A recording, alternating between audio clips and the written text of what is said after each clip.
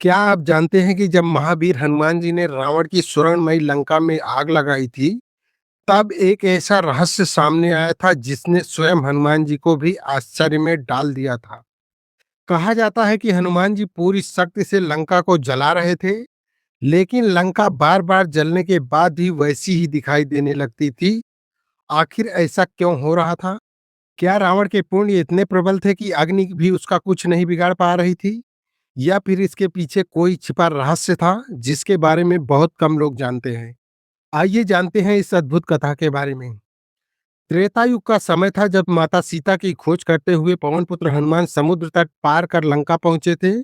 अशोक वाटिका में माता सीता को ढूंढने के बाद हनुमान जी ने रावण को प्रभु श्री राम का संदेश दिया, लेकिन अहंकारी रावण ने उनकी बात सुनने के बजाय उनका अपमान किया।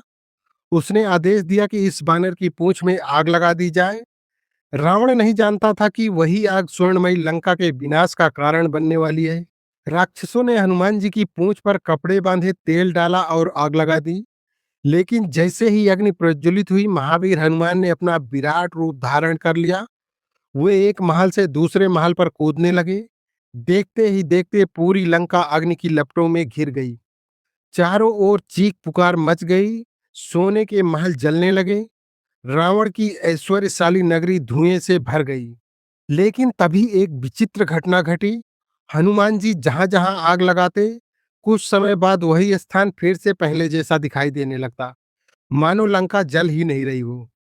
यह देखकर हनुमान जी आश्चर्य में पड़ गए।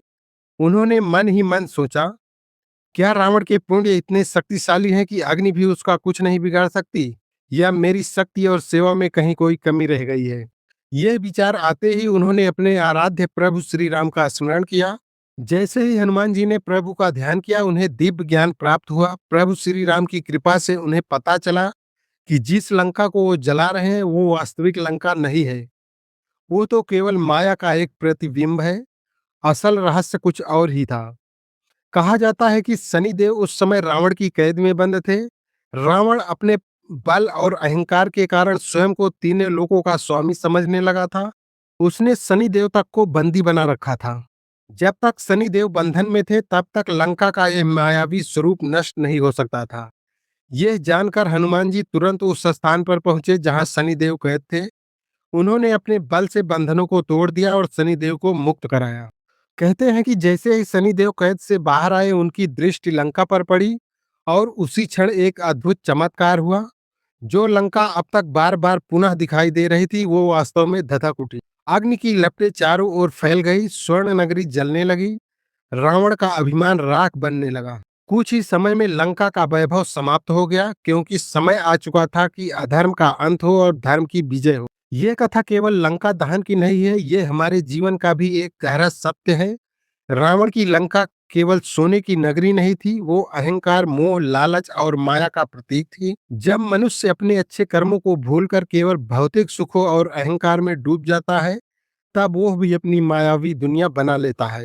उसे लगता है कि उसका वैभव और शक्ति हमेशा बनी रहेगी, लेकिन कर्मों का न्याय निश्चित है। इसलिए शनिदेव को न्याय का देवता कहा जाता है। वे किसी के शत्रु नहीं हैं, वे केवल मनुष्य को उसके कर्मों का फल देते हैं और उसे सही मार्ग का स्मरण कराते हैं। ईश्वर का स्मरण, विनम्रता और अच्छे कर्म कभी नहीं छोड़ने चाहिए, क्योंकि माया का वैभव एक दिन समाप्त हो जाता है, लेकिन सत्कर्म और भक्ति सदा हमारे साथ रहती है। जय श्री राम, जय बजरंगबली, जय शनिदेव महाराज। दोस्तों, अगर आपको यह कथा पसंद आई हो तो वीडियो को लाइक करें और चैनल को सब्सक्राइब करें। कमेंट में लिखें जय श्री राम और जय बजरंगबली।